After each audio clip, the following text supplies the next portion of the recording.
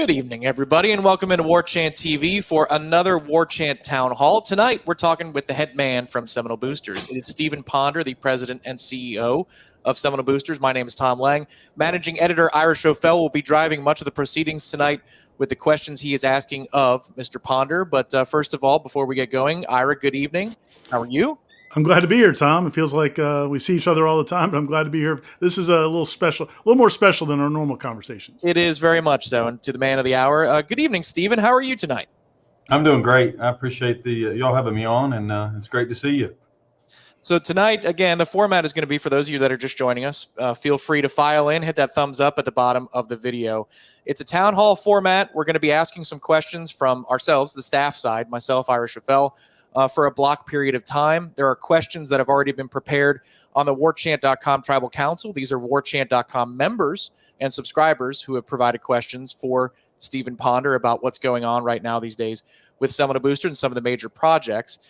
And then finally, questions from those of you here on Warchant TV. So if you have questions, put those in the live chat, whether you're on YouTube or you're on Facebook or X. Director Ben behind the scenes will be grabbing those, and we will present those all to the CEO and president of Seminole Boosters, Stephen Ponder. Before we get going tonight, we lost a legend today in the Noles community. Mike Martin has passed away at the age of 79. If you're just joining us and you don't know that news, that happened earlier today. Ira has offered his thoughts here on Warchant TV. I've had a chance to do the same. But Stephen, if you'd like to weigh in on what a presence Mike Martin was for Florida State athletics, and what you knew and how you got to know all about Mike Martin in your time here in Tallahassee. I appreciate it. Yeah, and as you said, I didn't get to work with Coach Martin, but I did meet him on several occasions. And, you know, in talking to former players, fans, boosters, everybody, I mean, he's just, you know, I said it earlier today to somebody that if we could all be remembered like Coach Martin is, I think that's a great goal, because he just touched so many lives. He impacted people way beyond baseball. Clearly, he's a legend in the sport, but beyond that, and I tweeted this, he's just an icon in our community. The former players that I have talked to, I mean, he meant so much to them. It's like he raised them and helped them become men, fathers, husbands, leaders, and just an impactful person. Has a great family, Mike Martin Jr. as well, and a great history and tradition with Florida State baseball, the entire Martin family. So for all of us, we just appreciate everything that they have done and meant to Florida State baseball. Coach Martin, Mike Martin Jr., and just the entire family. So our hearts to go out to the family, but we will have a celebration upcoming, and there'll be an announcement about that. But and we expect to have a full house when that happens. So again, just my hats off to Coach Martin for just everything he meant to Florida State. And we extend that as well here at Warchant.com. Our sincerest condolences to the Martin family. As to the business of the night, Stephen, I just wanted to give you a broad question to start, and then Ira will add quite a few from there.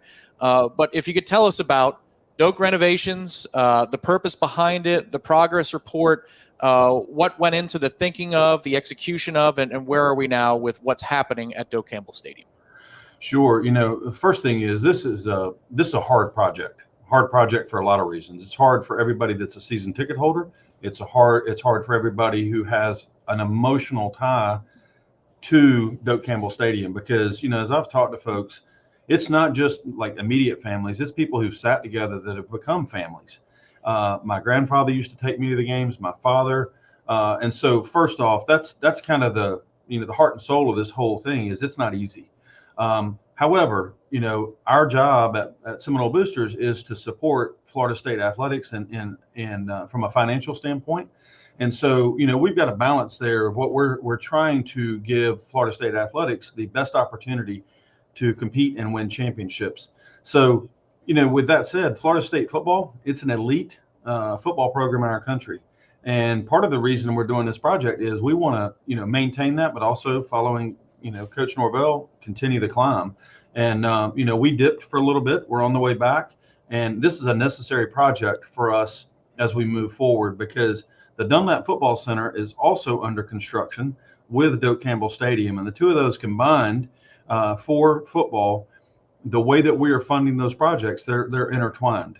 And so we're fundraising, traditional fundraising for this, but we're also, from a seating standpoint, seat products, annual funds. All of that combined is helping us fund the entire athletics program, not just football. So, why are we doing this right now? Doak Campbell Stadium needs work. The facility needs attention. By adding in handrails, widening seats, that would necessitate a seat change regardless of what seat products we put in. But ultimately, as we interviewed and surveyed fans over since back to 2020, 9 out of 10 said I would be in favor of changing seats, upgrading opportunities. And we just honestly, we can't wait on time. We've got to do it now. It's something that's needed to be done for a while. But like I said, it's not an easy project. But with the end product, when we finish, I think there'll be opportunities for everyone. The process we're going through is a very personal process. Like I said, not just in people's their own story, but also the actual sales process we're going through, which we can talk about. Yeah, I go back to, I don't know, 20 years ago, they did a reseeding where they did, kind of like change some things with points and how the process worked for people. And I know that was, there was an uproar from some fans because, again, like Florida State, this fan base, I think is first of all, very loyal and passionate. Right. And so many of the people they've had the tickets in their family forever. They've passed them down. And so there's that comfort level. But at the same time, I think a lot of people would like the idea of a better stadium everybody wants Wi-Fi. Everybody wants would like to have chair backs. But it's also like the not my backyard thing. Like, right. Can you fix all this, but I want to keep my seat where it is. But that's frustrating. I mean, that's hard for people. And then also the price aspect. I know the way you guys have kind of gone about the process of trying to educate the ticket holders and also sell the ticket holders is really starting at the highest levels with the boxes and the loges, and then you're working your way down. Where are you at now? I heard, just talking to people, it sounded like that all went great reception for the highest end donors and highest end buyers. Where are you guys at now, and what is the reaction as you go through that process? So let me back up and just say this: right now, like if you take Doak Campbell Stadium, the west side of the stadium, we have 17,000 season tickets on the west side, 5,000 season ticket holders on that west side. So right now we've talked to, and they're in zones, like you mentioned, we had zone 1, zone 2, zone 3, and from a point priority system. So the history of everyone that has given, the length of time, the amount they've given, all goes into that point priority system. So zone 1 or tier 1 that we went through, we've talked to that group. We've talked to tier 2. We've now talked to 1,750 of 3,000 season ticket holders in tier 3. So we got 1,250 more to go. And I would tell you that I think that at the start, because of the way we did this, throw some other stats at you because I think it's relevant. Of the 5,000 season ticket holders we have on that west side, 16% of the 5,000 own 40% of the season tickets. Okay, so we've got a group of people who buy whatever the number is, which is great, and they are either selling or giving or whatever they are with the tickets. So we can't communicate directly with those people. And so when someone comes to an appointment, and like you mentioned, like at the early on stages, we did have our zone, or our first product was Founder Suites. We had 8 of those. Then we went to the Lowe's product. There were 28. We sold both of those. And then, we were into the club process, and it's roughly 2,100 seats. And right now we're 75% sold in those 2,100 seats. But early on, somebody who had not gone through the process, because again, we haven't communicated with them, we don't know who they are. They've heard from someone either through social media or, at the barbershop or wherever. It cost me, and they threw out a number of what it was going to cost someone at one of those earlier price points. And that kind of took off from a narrative that, oh my gosh, every seat in the stadium is going to cost, and I'm making up a number, $50,000 or whatever, because that's not what it is. And that made it really in the middle pretty complicated, because we weren't going to email everybody, here's the total price points, because we think it devalues the personal relationship of what we're trying to do in terms of just making sure we have everybody invited to go through the preview center here in Tallahassee, or we can do a Zoom and do a presentation kind of face to face. And so it's gone well. Now I think we've gotten enough people through that narrative of, that's really not true, has starting to take hold. Now, what is true, yes, it's more expensive for people to sit in the stadium, but it's not exactly the same numbers that people heard originally. And so, we've contacted, like I mentioned, we've contacted 71% right now. I think we've had 60% of those respond to us. So there's still 10% of people we've tried to have appointments with who have not responded. We really want them to respond because, the further we go, it's hard to go back and refill. So far it is going well. It's a slow process. We're going to be in the sales process for at least another year as we go through this and being face to face. But the immediate part of the affected west sideline, I'm hopeful that we're done with that part in about 3 months. A couple of logistical questions for you. You just hit one there where you're hoping in 3 months to be done with a big portion of this project. Just in terms of, I saw today the estimated capacity for what Doak could be this upcoming football season and in the fall. What are the projections that you see right now for that? And then also any logistics that you can share for the spring game itself that's coming up in about 2.5, almost 3 months time. Yeah, it's a good question. The 2024 season, we've got a project for 2024, and then we've got a project for 2025 and beyond. The spring game, let's start there. So I think it was announced that it is April the 20th. It will be in Doak. And so we're working on all those plans. Athletics is, going through everything related to that. So we're going to have information sent out from athletics on spring game. We'll send it to, all booster members. I don't have specific details yet. I do know the game, the spring showcase starts at 4. And so just be on the lookout for more information. But we will be able to use both end zones. We will use part of the east stands. Obviously, the west side line is it's being demolished right now. We'll use the suites and we'll use the Champions Club. So I think we'll have a great crowd. And I think it'll pique people's interest to be able to come and watch spring showcase, but also check in on construction, because we're also working on parts of the east side of the stadium right now as well in widening seats. And also adding handrails in the aisles and widening those aisles. So there's just a lot going around the stadium. For 2024, we will have a reduced capacity. And we've communicated with the visiting teams as well on those numbers. And as we said, in communications, everyone that was a season ticket holder in 2023 will have a seat in 2024. We're going to have about 7,000 temporary seats on that west side.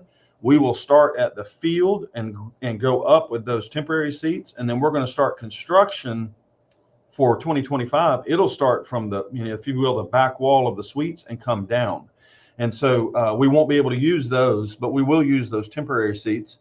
We're going to be in the mid 50s for 2024 in terms of capacity. But everyone, we will have to shift around everyone because of handrails, seat widths, and obviously the west sideline. And then we'll come back and we'll also adjust parking for 2024 because we've got construction going on it feels like all sides of the stadium. And then in 2025, we'll do it again. And so we're in really the next 18 months, we're going to be in a lot of change as it relates to football, parking, and seating. But I do think when we hit 2025, when we have that opener right now scheduled with Alabama in September, it's going to be a heck of a sight to see the stadium finished and everybody kind of get in their place again. Everybody is enamored too with taking a look at construction photos or live video, so that they can check that out in the fall. For the purposes of the next few minutes, Ira, it's all yours. I'm going to back out to collect questions from the fans. So Ira, please take the floor. Yes, Stephen. You and I appreciate you being straightforward from the beginning and addressing the fact that a lot of this is motivated by money. I mean, you guys, you're funding the athletic department. You guys are trying to fund that football facility and also, just keep growing the program. So I appreciate you acknowledging that. But could you also talk about the functionality of this? Because I know that, the stadium's 70 years old. I think is, Michael Alford said today, I think at the Board of Trustees meeting, and I've heard things about ADA compliance and also just the infrastructure of the stadium. Right. Was this kind of coming at the same time as we've got to do something about the stadium? Also, like we're two kind of thoughts kind of converging at the same time with this? Yeah, I do think. I mean, look, we can. And I'm going to back up a second, and I'll kind of tell a story. But at a previous school, I was involved in a project like this, and someone had told me, they said, "Well, look, just sell more seats, and you'll make enough money off of concessions, hot dogs, and drinks that you'll get the money you need." And quite frankly, that it just doesn't. For us, the premium seats in the stadium are a necessity for us to fund the project. So I'm going to just kind of throw some stats at you. So yes, we could go through the age of the stadium, the state of the concourses, restrooms. By law, if we address any of that and improve part of it, we got to do all of it. And so we've got to be smart about how, when we come in and do this, we want to address issues, but we also have to address it from a financial standpoint to make sure we can fund it. Currently, Doak Campbell Stadium has 10% of its capacity is premium seats. When we finish and open up in 2025, it'll be 13%. And so we have increased the number of premium seats, but it's really not that much in comparison to the balance of the stadium. But that group of 13% and what we're doing is funding, roughly 80% of the total capital contributions needed, which is 50% of the project. So a lot of numbers. But just know that the group that is funding from a capital gift standpoint related to the stadium is funding about half of the total project cost for us. And so we needed the revenue piece in order to be able to fix some of the issues that were in Doak Campbell Stadium. And without it, we couldn't address some of those issues. So while, we'd love to, like you said, we have to address it. Money is part of it. It is a necessary thing for us to improve the stadium for everyone, because, the West Concourse, the West concessions, restrooms, gates, everything on that West side is going to be brand new. And so whether people sit in premium, if you will, premium seats, or new chairback seats, or new bench seats, they're going to enjoy the experience in the concourse, et cetera, et cetera. And in the east side, the improvements we'll make over there, I think, will be better as well. So all of it fit together. And I think, it comes down to, when you're going to fund a project like this, it's not one thing, it's all of it. So we've got private fundraising, the seat sales, and all of it to try to improve the game day experience, but also give our football program and our entire athletics department the platform it needs to compete at the highest levels. I think the challenge, obviously, when you've got people who have been longtime season ticket holders and have paid probably below market value. I'm guessing if I'm seeing some of the literature that some other schools have had higher ticket prices than Florida State has at different periods of time. But you're going to have to tell some people, they're not going to be able to keep the same seats they had at the same price. Right. So that's obviously going to be a challenge. What do you tell those people? I mean, are there how many options are there? Are there options where you can accommodate some of those people who are obviously going to have a tougher time?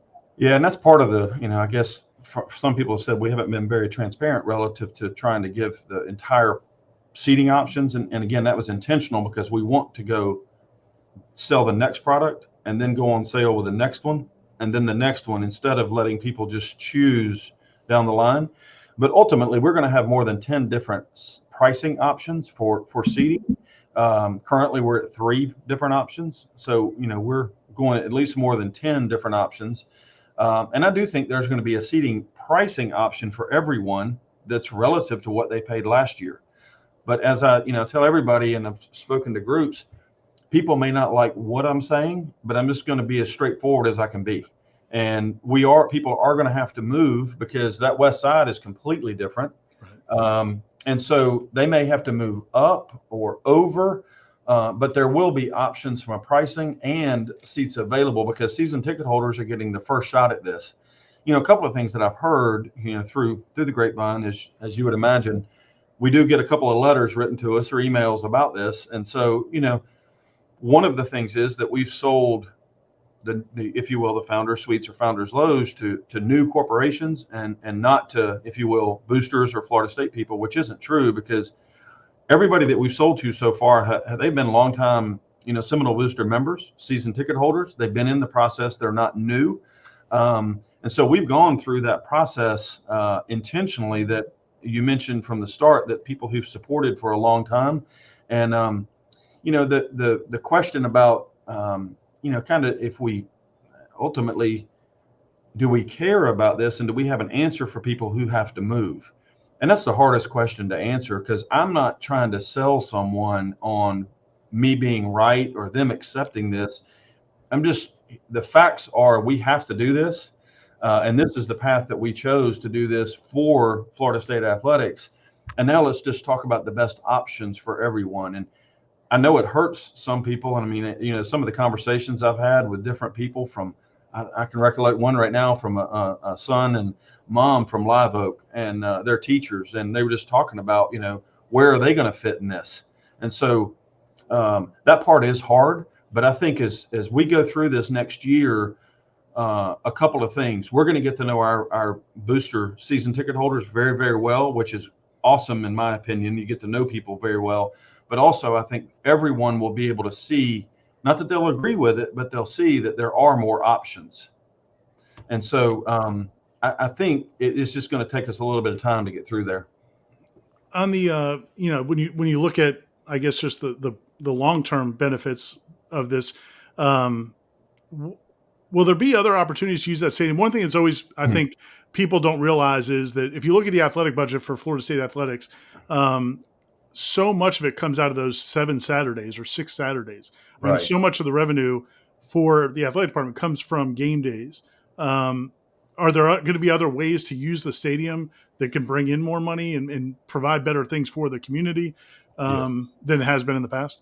Yeah, and I think if you hear, Michael Alford speak, and he talks about this, and President McCullough has talked about it as well. But Tallahassee as a destination for concerts, because where we are located on the concert circuit, currently there are some issues with Doak Campbell where we can't host. One of those is with the, if you will, the elephant doors to get trucks in to unload and load equipment for big concerts. We've had some concerts in recently, but to large scale, we're addressing that with in this construction to be able to get semis in to load up for a concert. And we do want to have other events beyond concerts that the stadium can hold and serve the community. I think it's part of our mission is to be that for this community, and honestly, to help us drive revenue, no doubt. But I think Doak Campbell Stadium is more than football, and it hasn't really operated that way lately, but it can be, and that's our goal, to use it for other things. Are you concerned at all? And one of the things if you've lived in Tallahassee for any period of time or been around the program, you know that season ticket sales and demand very much goes with wins and losses. And so right now, this is probably a good time to be doing a project like this, as good a time as any, because obviously the team went 13-0 last year before the snub, and then Coach Norvell's positioned to do really well. Are you concerned at all about the lean times, and you're going to have this bond where you're going to be paying this off for a period of time? Is that baked into it? Is those ebbs and flows, or does if there's a down season, what does that do? Yeah. Sorry, I was saying, can you see the gray hair I got? Look, it is a real thing you got to think about, right? But ultimately, part of what reason we're doing this is we're trying to protect ourselves from the downtimes. And this does not guarantee it. Facilities don't guarantee it. As you mentioned, Coach Norvell does a great job. Our student athletes, you got great kids. All of our coaches, providing them the opportunity. So the recipe is that we want to do everything that was within our control to try to guard against downtimes. And that's providing resources. That's providing an experience for our student athletes, for season ticket holders. So, yes, you always worry about it because you can't control what a football does on the field. But we're trying to control what we can control and give our coaches and everybody the opportunity, to compete. And, and Florida State's proven it. I mean, Coach Bowden, like I'm looking in this thing, the Bowden Society photo there in the background for me of Coach Bowden. I mean, he did it for 14 years. I mean, that's really unprecedented. And, obviously there's been some others recently that have had great stretches. There's going to be downtimes for every team in the country, but what we're trying to do is mitigate that. And just like I said, we're an elite program. we're going to remain an elite program, and that's what our plans are for the future. I think Tom's going to come back here in a second with some of the questions from the members and from the chat. But one, you talked earlier about the football facility and how that funding is tied between the two. Can you talk a little bit more about that? The football facility. So basically, both projects are ongoing at the same time. They're building the football facility on the practice fields, that area, while they're renovating Doak. And I know you guys raised a big portion of the money for the football facility, but some of the funding is coming from this as well. Yeah. So, and when we, because both projects, and you asked this earlier, but Doak Campbell Stadium renovation has been talked about for a long time. The football facility was, talked about, but not as long, but it's started, I think, in 2017 or 16. And, but for us, we have fundraised for, the Dunlap Football Center and gotten, some very generous donors to help us with that. But then last year or a year and a half ago, we created the Bowden Society, which is intended to help us from a facility standpoint. And so the idea is, and what we're doing is over our history, we've averaged about 50 gifts of 50,000 or more each year that goes to a facility gift. So we created the Bowden Society to try to get 200 per year. And the minimum gift level is $10,000. It's above and beyond tickets. And all of that money, unless someone designates it for another sport, is going to help us to fund the Dunlap Football Center. And so we're trying to privately fundraise as much as possible for the Dunlap Football Center. But we are taking the pro forma for the Dunlap Football Center and Doak Campbell Stadium together. And all of that money combined will pay the debt service on both. And again, we're going to always privately fundraise as much as we can to lower what we have to borrow or pay back. And so they're helping each other right now because we need the football facility, as you mentioned, to mitigate the risk of, if you will, lean times. But at the same time, we need the football stadium and the revenue associated with it to fund both projects. So that's how we structured it. And, I think they go hand in hand. So we have some questions now from warchant.com members first, and we'll pull the first one up on the screen. If you have questions in the chat right now here on Warchant TV, first of all, file those in on Facebook or YouTube or X, and we will star those, and we'll get to them as time allows. First one is from Tennis Ump, Stephen, and he says, what excites you the most about the new football-only facility? And with the new firm, are there any additions or subtractions from the original plans? Yeah, I would say, the college football has grown. When the Moore Center was built, the staff size of college football, the training, everything that happens, it's just different than it used to be. And what excites me the most is allowing all of our teams, because it doesn't impact just football. It allows all of our teams to be able to be like, okay, let me get in my space and let's get after this. And with a new weight room, with the different, again, technology and the way they're going to practice and the way they're going to use facility, I think it just takes our football program and gives them some tools they didn't have. There's no doubt that the basics, blocking and tackling and hard work, our program is built on it, and it's been built on it. That's true. But I think I'm excited about seeing how this program grows into this facility. And then the Moore Center, we're going to backfill that with, basically our other teams that will be able to utilize it. The weight room's already been expanded for them and updated. So it impacts our entire athletics program. That's what I'm most excited about, is just seeing the growth of all our programs. Specifically on the contractor, nothing's been changed. They came in, Whiting Turner came in, and, within a week, they saw the plans, hit the ground running. We interviewed a couple of firms. All of them very, very well qualified, but the one we chose, they've got experience building this, and they've put out a schedule that they're going to meet, so that we wanted them to meet to be ready for the kickoff in the 2025 season, the stadium and the football facility. So, they've hit the ground running literally from a week from the time we said go. They put up fences and they've started working. So I'm excited to go over there and see that progress as well. The second question's kind of already been answered, the first part of it. Jerry Santana, or Jerry Santa, wants to know, when is the expected date of the completion of the football-only facility? You just answered that. The goal is to be before kickoff of 2025. Are there any other major projects that FSU will be considering in the future?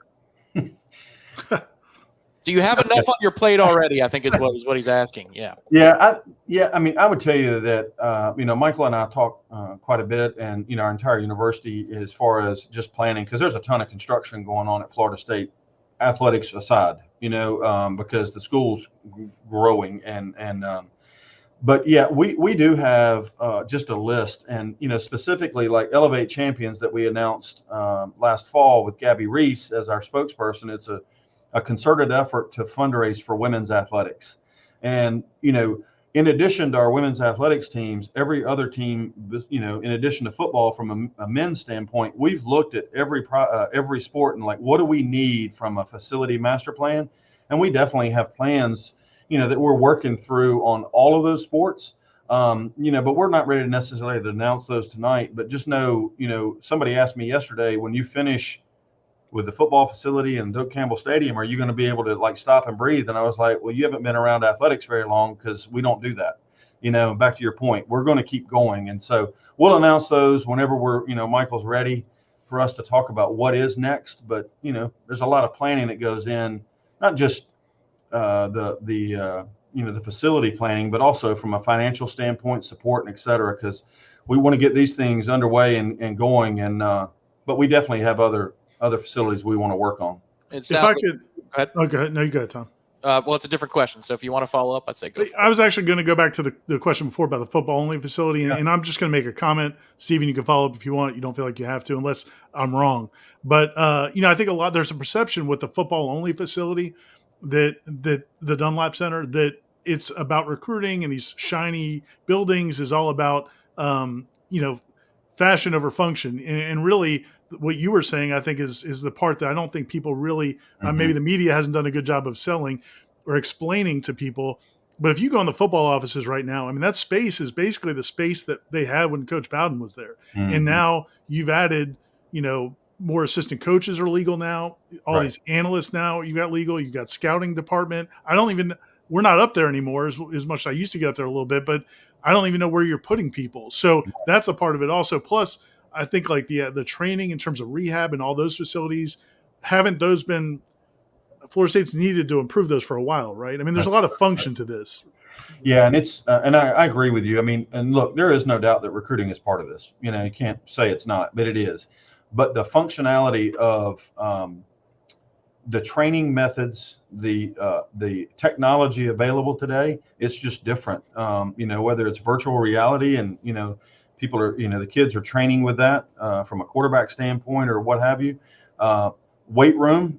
I mean, you could put a weight room out in the, outside, and it's a weight room, but at the same time, this one's going to be connected to the indoor facility. So, our strength coaches, they can be in the weight room, have the kids, they'll be in the indoor facility and utilize that space more than we currently do. So, nutrition, we got plans for, and we're going to have the nutrition will be from the FIG will be at the Moore Center, but we got plans to expand that.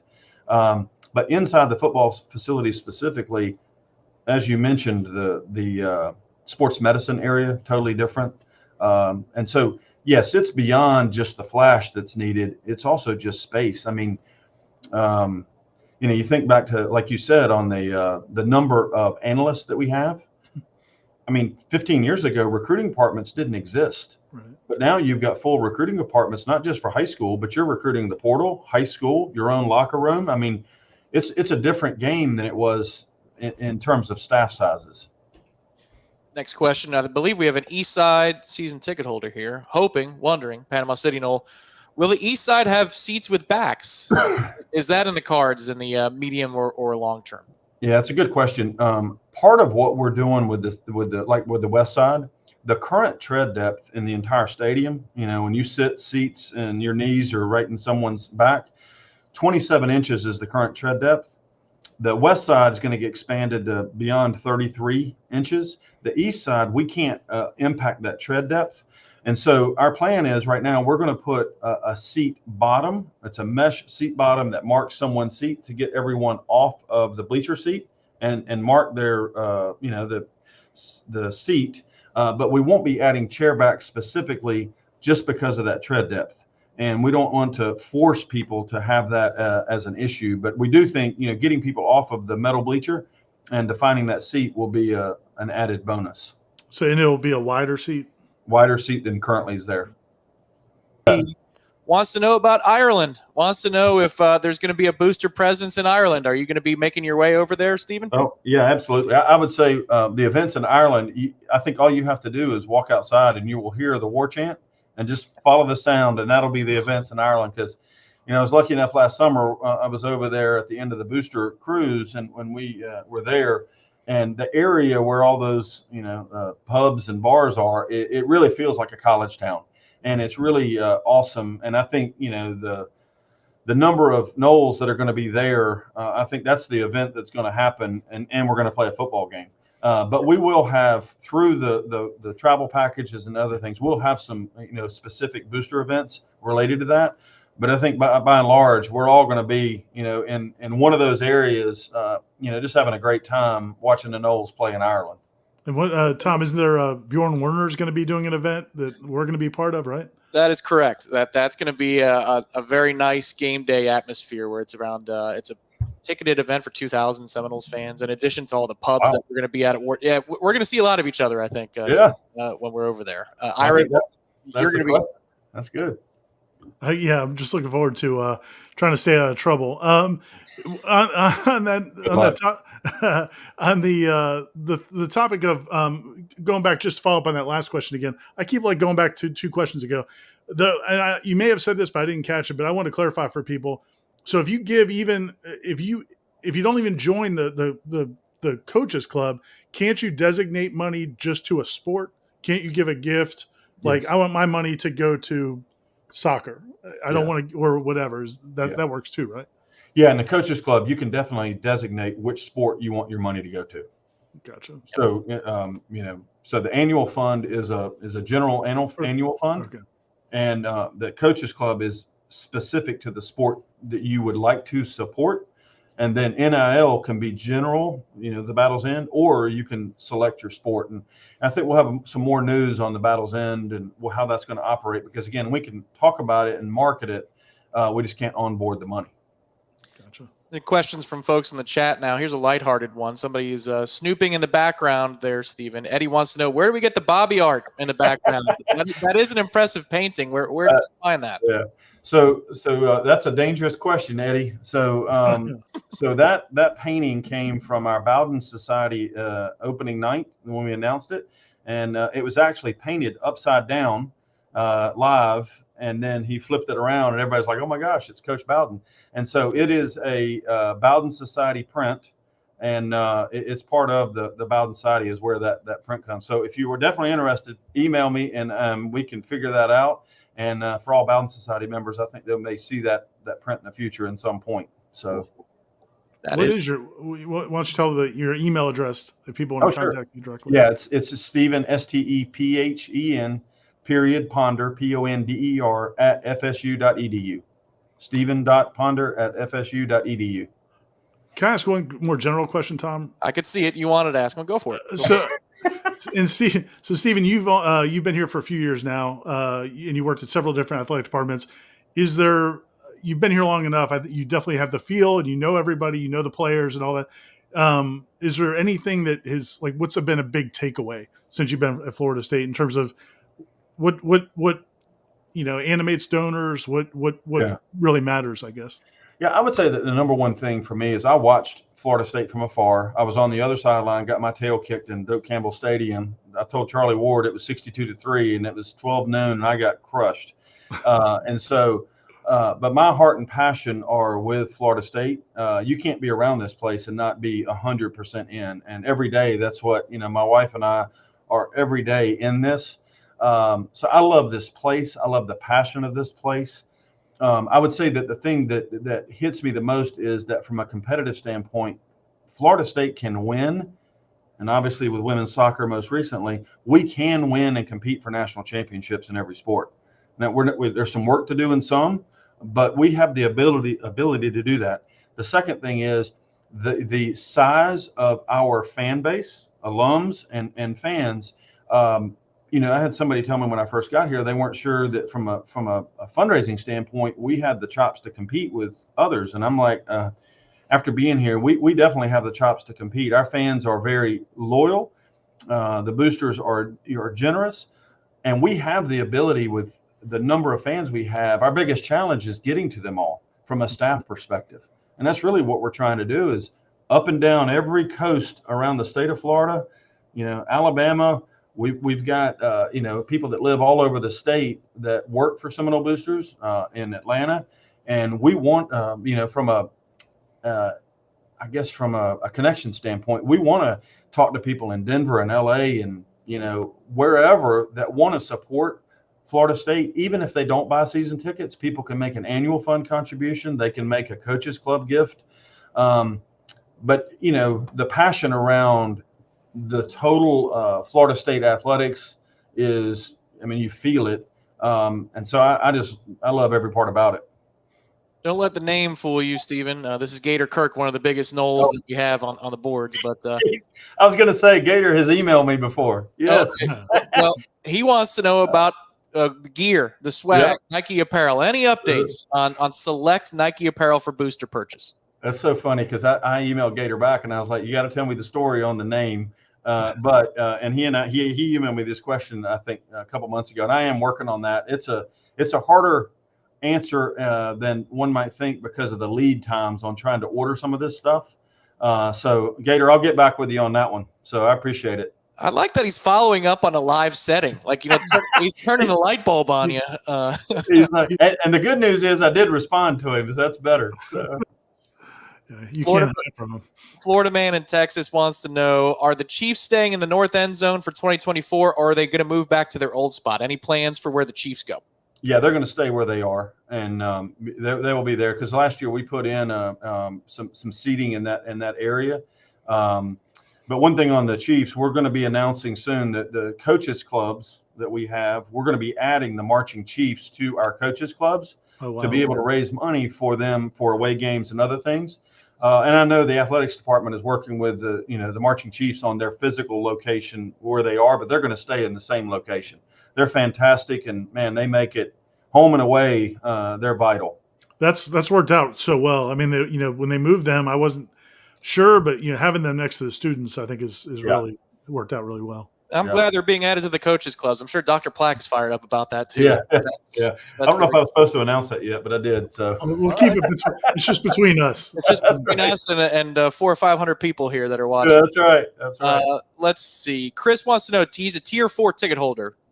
When should he be expected to be contacted? Yeah. We're basically talking to 150 people per week that we're releasing. We've got 1,250 to go. Now, in the next tier, then we're going to be getting to tier 4. So my hope is, and again, I can't predict exactly, but my hope is that at the end of March, we'll be at tier 4. And so I just say stay tuned, and we're trying to go as fast as we can. But we always talk to our staff about this, that while they may be presenting information for the 100th time, it's the first time that person's heard it.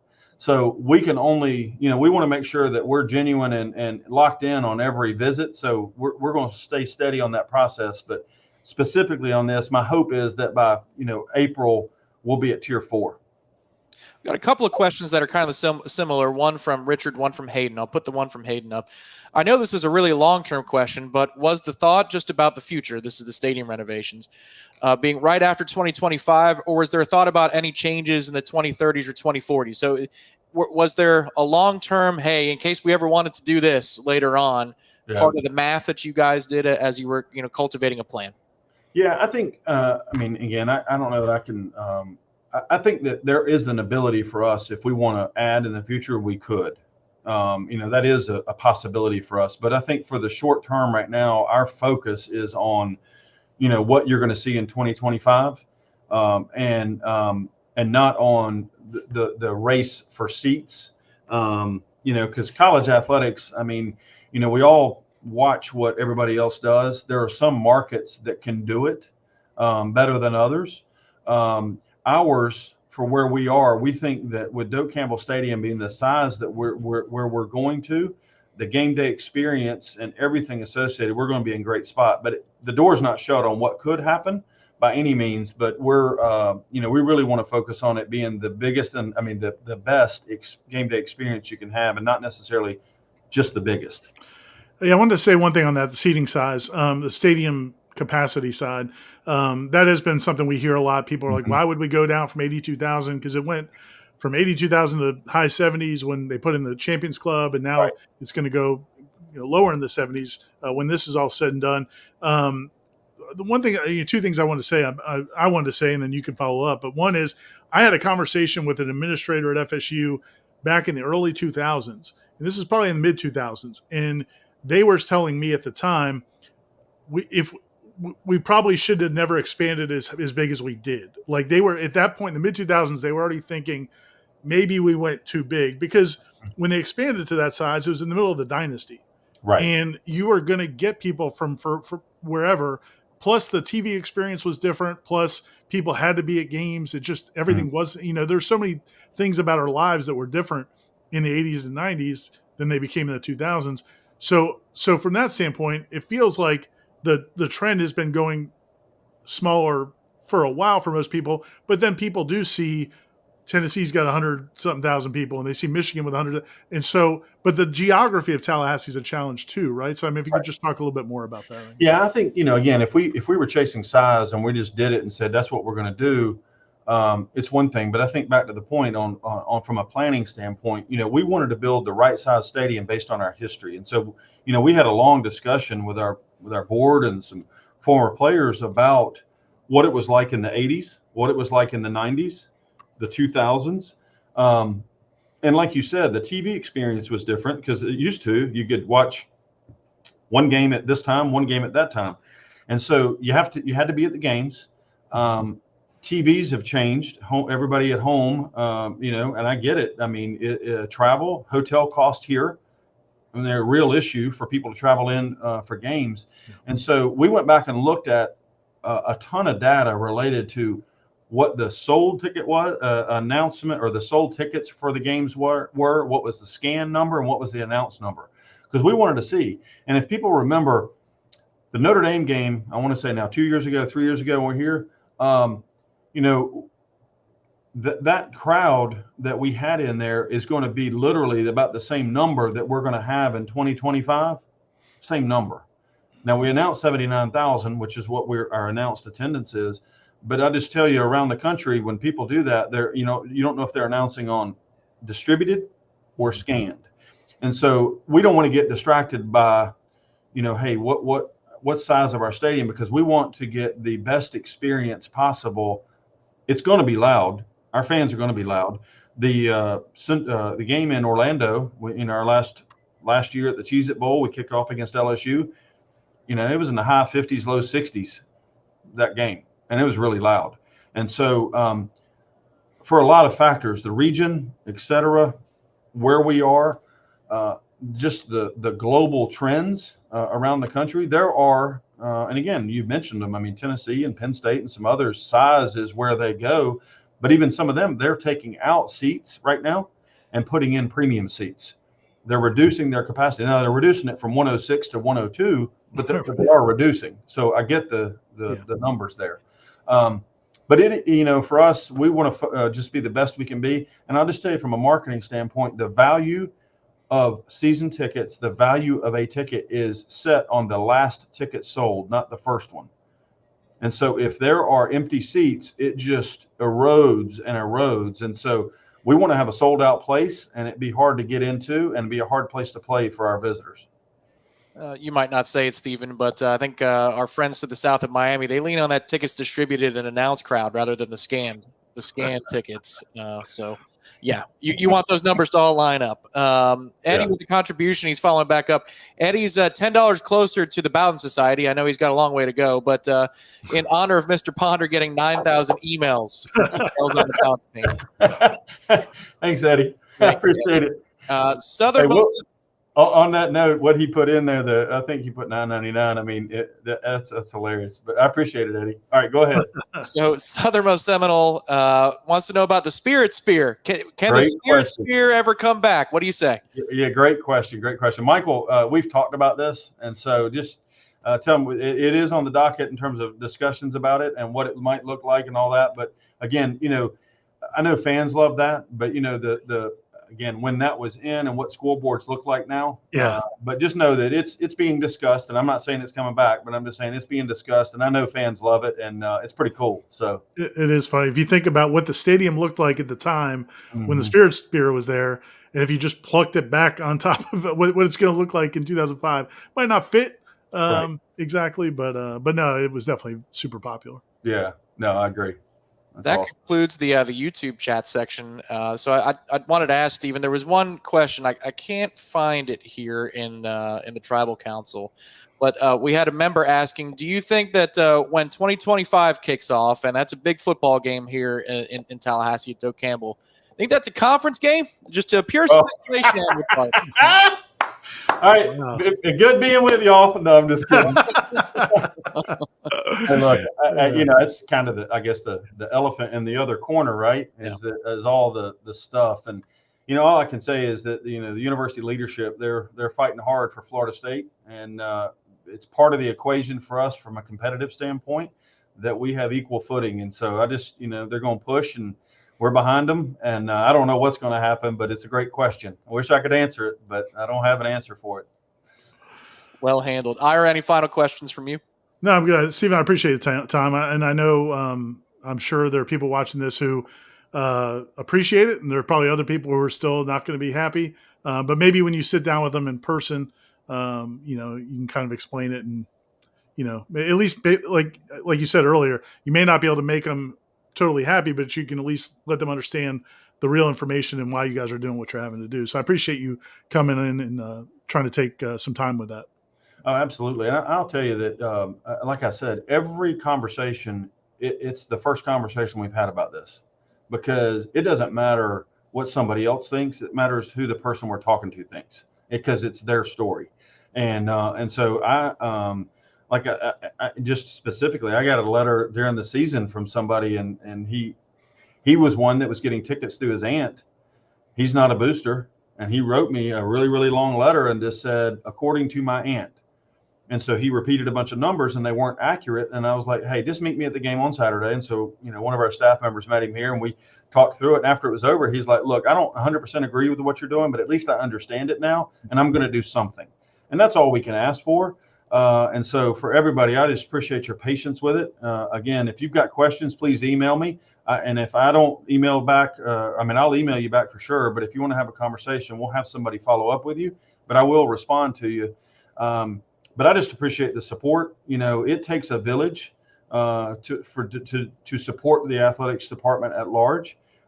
Everybody's got different interests, and we want all those interests to be met. And so we give options for people to give. But I just want to encourage people, if you're not a Seminole Booster Annual Fund donor or given to the Coaches Club or given to the Battles Inn, please do so, because we can only get stronger together, and that's what we're after every single day. So I appreciate the support, and thanks for having me on. And like you said, so the people, it's $70 a year people can give, right? Mm-hmm. That's right. That's right. Stephen, is that the correct email contact for you right there? Did I?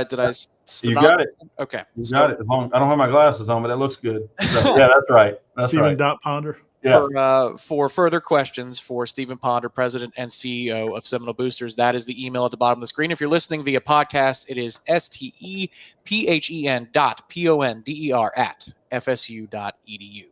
We'll see if maybe somebody on the staff can redirect those to your staff, but no, they're going to start with you. That's fine with me. And honestly, I want the emails, because I will respond. But again, the more people we have that get involved, the better off we all are. And just from a competitive standpoint and everything. So again, I think the kind of the definition of family, you don't always have to agree on everything, but you're family, and that's what we are. And so I just appreciate everybody your support, and thanks again for having me on tonight. Safe drive home tonight, Stephen. I know you're still at the office there. The road should be fairly empty for you on the way home. That's right. Thank you very much for your time. And Ira Schafel, thank you for your time. For Director Ben Spicer behind the scenes, my name is Tom Lang. Head to warchant.com for more discussion about tonight's town hall. And if you joined us late, feel free to start it again. The DVR function will be available for you on Facebook and YouTube at the conclusion of the video. Good night, everybody. We'll talk to you next time on Warchant TV. Go Noles. Thanks.